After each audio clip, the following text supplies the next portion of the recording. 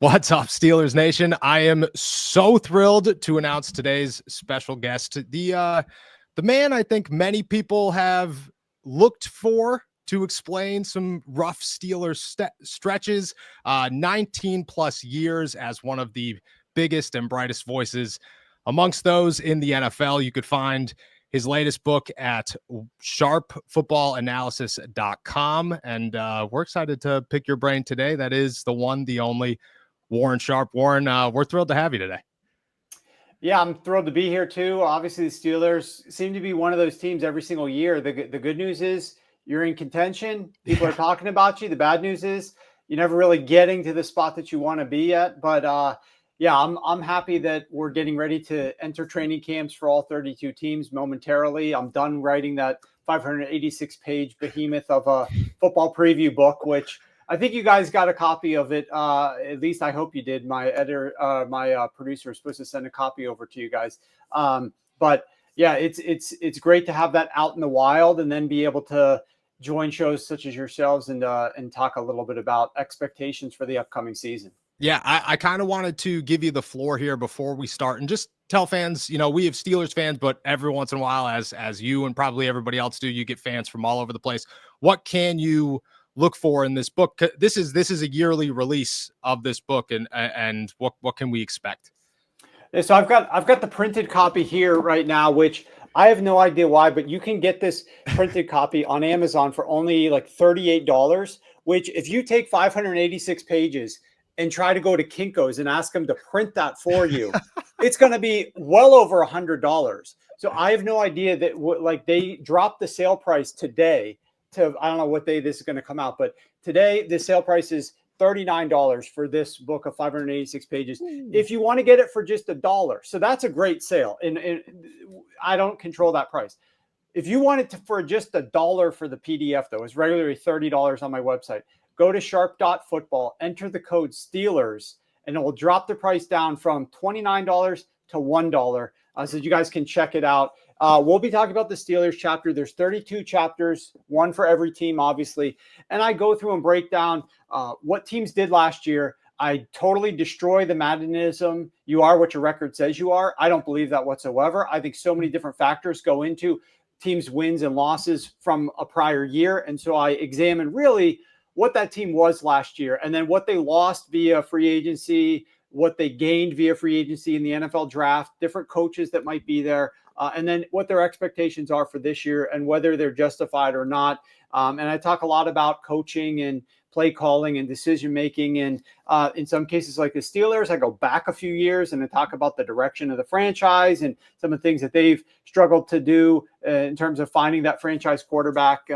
For other teams, I talk a little bit more about the future. So there's a lot in here. This takes months of work. I started in late February to early March, and I'm nonstop working on it more or less all the way through to end of June when I finish it. And we've got stuff in here from a fantasy football perspective, from a betting perspective, and just from a general fan perspective. So for $1, if you want that PDF, you're not going to get better bang for your buck to get prepared for the upcoming season. So again, it's at sharp.football. That'll redirect you to the purchase page, and you enter the code Steelers, you'll get it for $1. That's awesome. And everybody should go check that out. It's a phenomenal read. I'm working my way through the Steelers. I actually got the book yesterday and my brother lives in Williamsport. We're out here to see Creed, which, you know, you can't go wrong seeing Love Creed. it. Yeah. And there's nothing to do in Williamsport. So where did you catch me for the last 12 hours reading the Steelers chapter? So thank you very much, Jacob. I'll let you kick us off here. Thanks, Noah. Warren, thanks for your time and letting us pick your brain a little bit here. I'm curious about your input here on a debate Noah and I have been having as far as positional needs for the Steelers. Safety and wide receiver seem to be the two biggest holes. Which do you think is a bigger need for the Steelers? And second part here, which do you think they will address first before the 2025 season? Well, I don't. You know, I think at first they're probably going to just get one of the wide receivers that Aaron Rodgers wants them to get, is my guess. So that's where I would think that they would go first. The issue is I just don't see the upside in a lot of those guys that Aaron Rodgers has just been going from city to city with, town to town, like a three-ring circus, unpacking here, setting up shop there, and just bringing, he's the center, the middle ring there of the three-ring circus, but bringing in these other receivers. I think you need to go after the guys that are actually going to help raise the ceiling of the team, not the guys that he likes the most. And so it's not going to be the Allen Lazard, and before that it was the Randall Cobb and the players like that. I love the fact that they went out there and took a swing on a DK Metcalf when they realized that it wasn't going to work out with George Pickens. I think there's a lot there for DK Metcalf. And his approach to the game from a more professional perspective, even though he gets frustrated as much or more than George Pickens potentially. Remember, DK played out in Seattle. They didn't necessarily throw the ball a ton in Seattle. He's used to that. Arthur Smith probably not going to throw the ball a ton in Pittsburgh, although I would expect with Aaron Rodgers, he raises that a little bit, because you have to consider the quarterbacks that Arthur Smith has been working with in his prior stops, right? Whether it was in Tennessee or Atlanta was just an absolute disaster. And then in Pittsburgh, it hasn't been pleasant over the last couple of years either. So with Aaron Rodgers there, and Aaron Rodgers saying this is like his last go around, I think they are going to be throwing it more. I think the first stop that they're probably going to do is get a receiver, but I believe that they need to be going after a different type of receiver than they're probably going to end up signing. And it's going to be one of Aaron Rodgers' buddies, as opposed to, not that there's really great receivers on the free agent market right now, but like I believe that you guys have already invested a ton into your defense. And so you could definitely argue that maybe safety positionally is more of a need. But if you look at your draft picks, if you look at your who you were spending the bigger bucks on in free agency, you've addressed a lot on the defensive side of the ball. You're running a lot of the offense back. DK, George Pickens, swap, whatever. The rest of your offense, and of course, Aaron Rodgers, is largely the same. Offensive line, running back core, you drafted a new running back who's going to be supporting Warren. But other than that, I mean, I think with the likelihood that you're probably going to pass the ball more, you probably are going to be going after a wide receiver first. When Could be wrong. You look at the roster, and I'm going to take you back to the Matt Canada days, because I used you on this show constantly to help explain what was happening in the Steelers offense and just how bad it was at the time. I think Steelers fans have, a little bit of PTSD. They're very nervous about new offensive coordinators, and Arthur Smith's year last year wasn't great. Just like you said, dealt with some quarterback change, dealt with maybe a lack of superstardom at the wide receiver position and at the running back position. Do you see that changing with Aaron Rodgers? Do you see a mesh there? Not really, are they going to throw more, but more so, can those two work well together? Do you see that working out? Well, it is going to have to require Arthur Smith to make some changes in his philosophy and in his play calling and his aggressiveness. Because he has been wanting to run the football more, but honestly, that hasn't been working out for the Pittsburgh Steelers particularly. And I had some stats in the book. I'm trying to pull them up here that were just mind-boggling with regards to what Matt Canada was doing in Pittsburgh and how terrible that was, as we all know and lived through and have the PTSD. But then what Arthur Smith's offense was doing to start games last year, because I was very much so, I remember recording videos 2 years ago about Matt Canada's disastrous start to games and the way that his play calling was. But I'm looking up here, the NFL, the Steelers were the NFL's worst offense on first downs last year. They also were the 30th ranked offense on first quarters. They averaged 0.92 points per drive in first quarter drives, which was worse than the Matt Canada offense of 2023. So I know that actually Canada was there the year before that. Smith has been there since 2023. I'm getting my years screwed up, right? This is Smith's third year there? Second.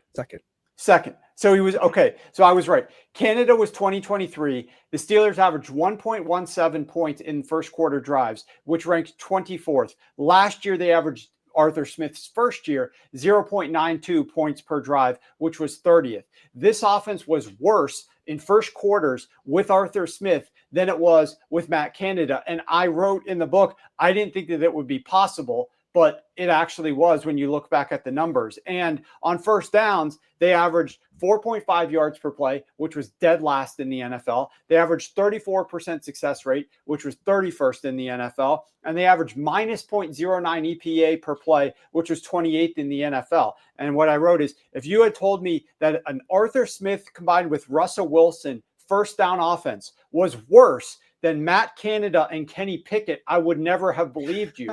But that's what it was last year. And so when you incorporate Aaron Rodgers into the mix, like, he's already gone from Kenny Pickett to Kenny Pickett to Russell Wilson. Yeah. And they were less effective, and that should not be the case. It's up to Arthur Smith to figure out a way. Now you got Aaron Rodgers, who theoretically is a little bit better than Russell Wilson, although I've got some numbers that say maybe the difference isn't as big as what a lot of people think it could be. You've got a better quarterback, at least historically, in there with Aaron Rodgers. This is on Arthur Smith. He's got to figure out a better way to call offense on first downs, to call offense at first quarters, to try to start games a lot faster for the Pittsburgh Steelers, because when they have started games fast, they have had a lot of success. It's just that they have not started games fast. And I'll throw this last stat that's from the book that sounds impossible. I tweeted this out there. You guys have probably talked about it before, but maybe some people haven't listened to the podcast, and I'll retweet it to get more people in here who have never listened to the podcast either. This is really hard to do. The Steelers' own opening drives of games last year, opponents scored more touchdowns than the Pittsburgh Steelers did. When the Steelers have the football, their opponent scored more touchdowns than they did. They scored 0 opening drive touchdowns themselves. They threw 1 pick six to allow their opponents to, and I'm talking about all games combined, 0 opening drives touchdowns. And I go back the last 6 years, 100 games were played the last 6 years. The Steelers ranked dead last in opening drive touchdowns over the last 6 years. To me, this is in part Mike Tomlin as well, because you have bad offenses. Yeah, you have bad quarterbacks. Yes, you need a better play caller as well, and you need a better focus of how you're going to find that franchise quarterback. All that's understood. But when you have a defensive-minded head coach who hamstrings some of the offense maybe and doesn't allow them to open up games quickly enough and throw the ball a little bit more frequently, or try to start with some explosive plays, or try to build a lead, then you wind up with the dead last offense in the entire NFL at scoring on opening drive. So something's got to change. And I don't think that just because you added Aaron Rodgers, all of a sudden it erases 6 years of this pathetic first quarter offense and opening drive offense.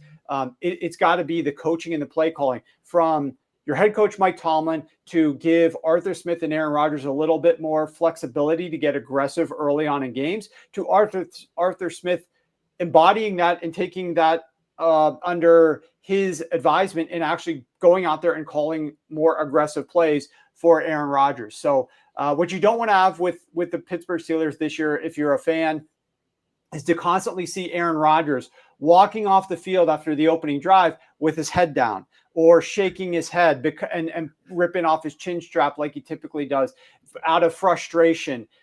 You got to start this off with a little bit more positivity early on in games. And if you happen to blow a game, it's one thing, but you got to start faster. And that's something the Steelers just don't seem to know how to do. Wow. Yeah. I mean, well said, Warren. And I think you are going to be stoking the fears and rekindling sort of the PTSD of the past few years. And we are hoping to avoid it again. That's the goal for sure.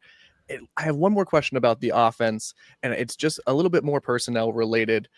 Do you think Arthur Smith will feel more comfortable, or maybe be given more flexibility or freedom to open up the offense with these new personnel pieces? I'm thinking specifically about Jonnu Smith and how much of a fit he is into what Arthur Smith likes to do offensively. Do you think the addition of him will have any sort of impact on big plays or just getting offensive production quicker for the Steelers this year?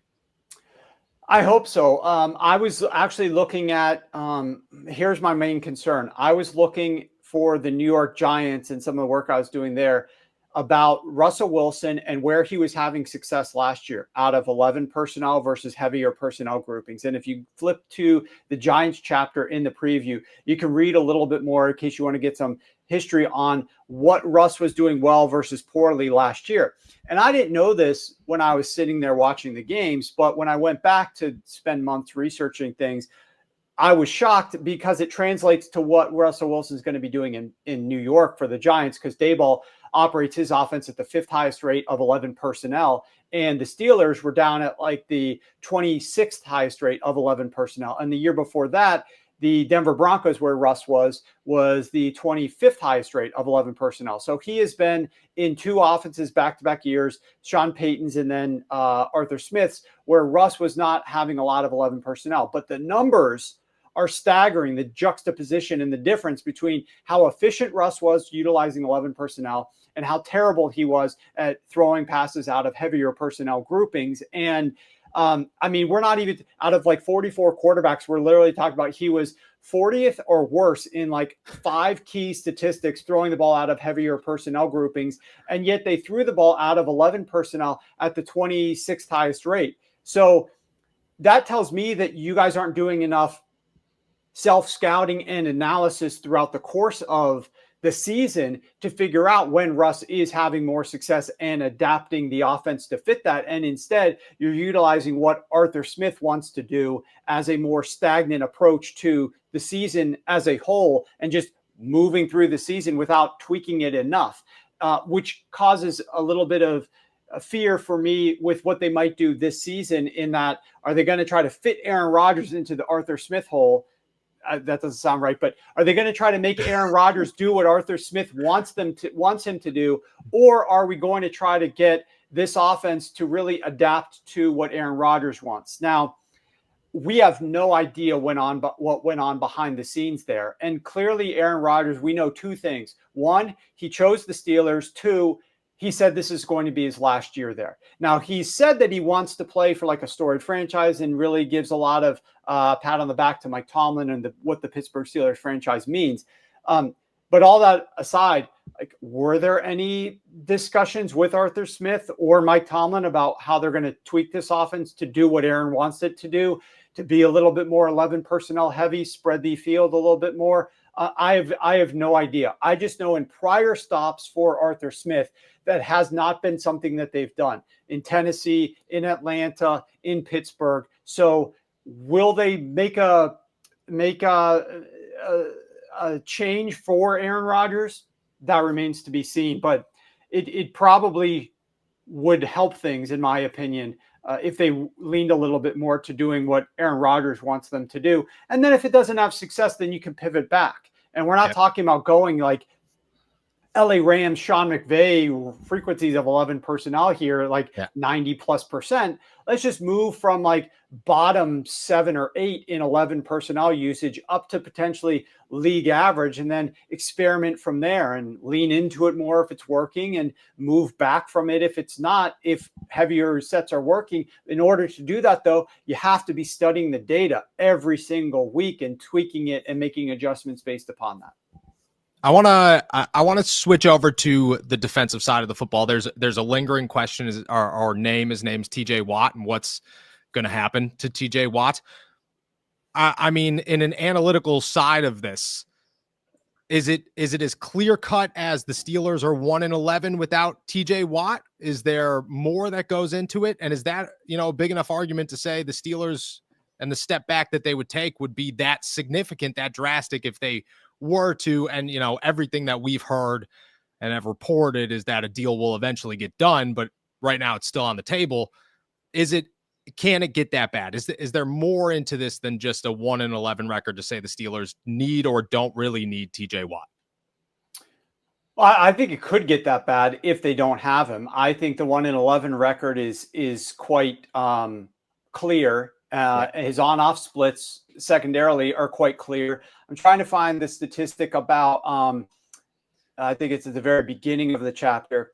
So you guys were plus 11 in turnover margin in 2023. You were plus 16 in turnover margin last year. You guys are 15-6 in one-score games. You've won the third most one-score games in the NFL. You have the third best win rate in one-score games over the last 2 years. The only two teams that were better in one-score games were the Super Bowl champs and the Super Bowl runner-up, the Kansas City Chiefs and the Philadelphia Eagles. So you guys are third best in terms of one-score games. What all of this tells me is that you rely a lot on the defense, and the defense has to be there delivering, because the offense has been terrible. I ran the regression analysis on the offense, and I'll just tell you that the Pittsburgh Steelers have won 10 games. They won 10 games last year despite leading at halftime in just 5 games, which is crazy. Yeah. It's the same exact result in 2023. There have been 61 teams to win 10 or more games over the last 5 seasons. Of those 61 offenses on those teams, the Steelers rank 59th and 60 out of 61 offenses in yards per play. They rank 58th and 59th out of 61 offenses in success rate. They rank 56th and 60th out of 61 offenses in EPA per play. What this tells you is that if you look at what they actually did offensively in those games, their yards per play over the last 2 years offensively would equate to a team that's won 6.75 games, not double-digit games. Their success rate stats offensively would equate to a team that's won between 5.9 and 6.4 games. Their EPA, expected points added, over the last 2 years in their games offensively would equate to a team that's won between 6.2 and 7 games. So what we're saying is that the offense has only been getting this team between around 6 to 7 wins.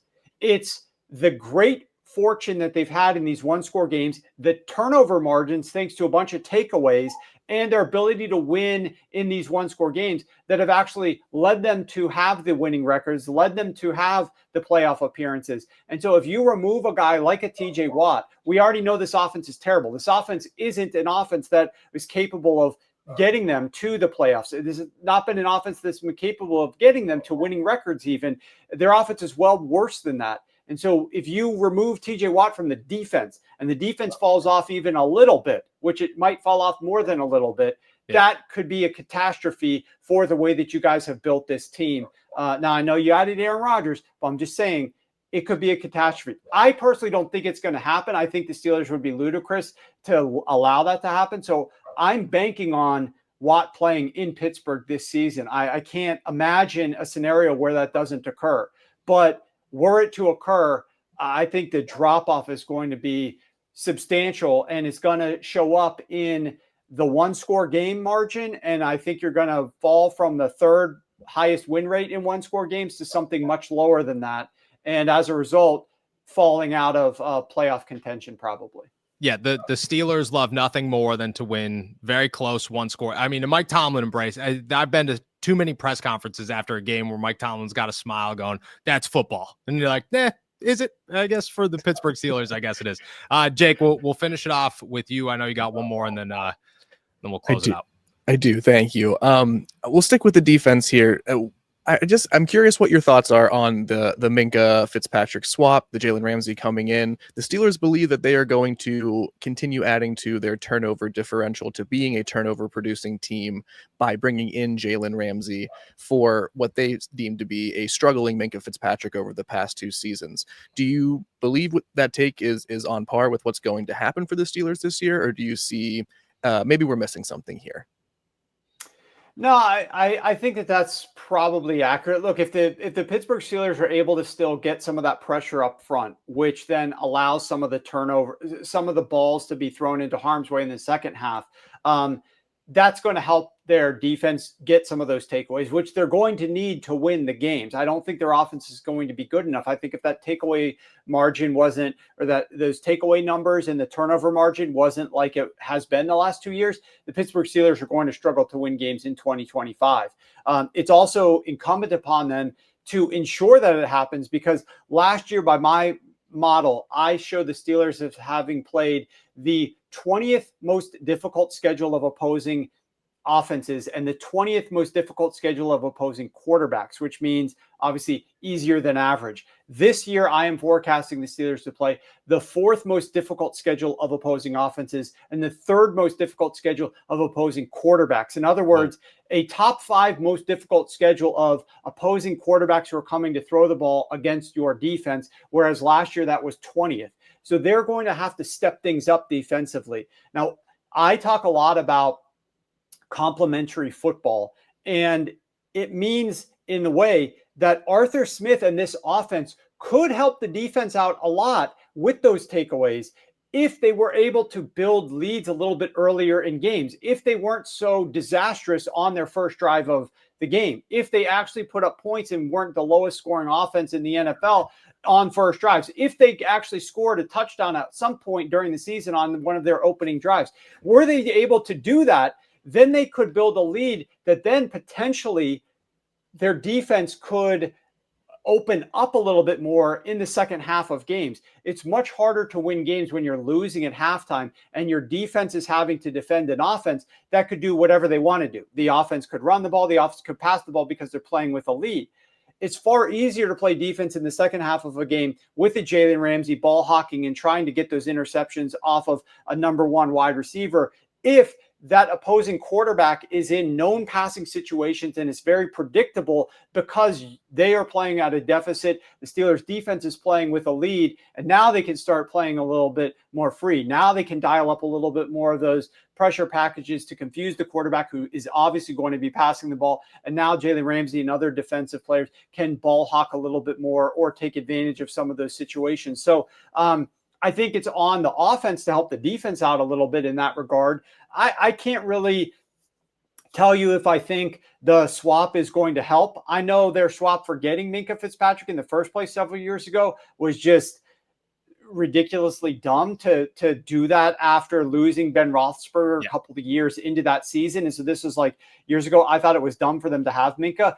Minkah, though, obviously has played really well. Last year was a different story. The team and they were having some issues defensively. You guys are aware of those far better than I am, just from reading everything that's been said and discussed behind the scenes there in Pittsburgh. But it's hard to really measure Minkah versus Jalen and which one is going to make a bigger impact in 2025 for me. But I just know that they could absolutely help this defense as a whole if the offense played a little bit better. So I'm excited to see what they can do offensively, how they could start games and see whether or not that's going to help the team. But unfortunately for you guys, as we wrap up here, I just want to mention, that schedule that you're going to come up against later on in the season. You've got some manageable games early on, but that schedule later on in the season from week 7 onward, I wrote about it in the book, the number 1 most difficult schedule in terms of who you play, the number 3 most difficult schedule in terms of the rest when you play these opponents.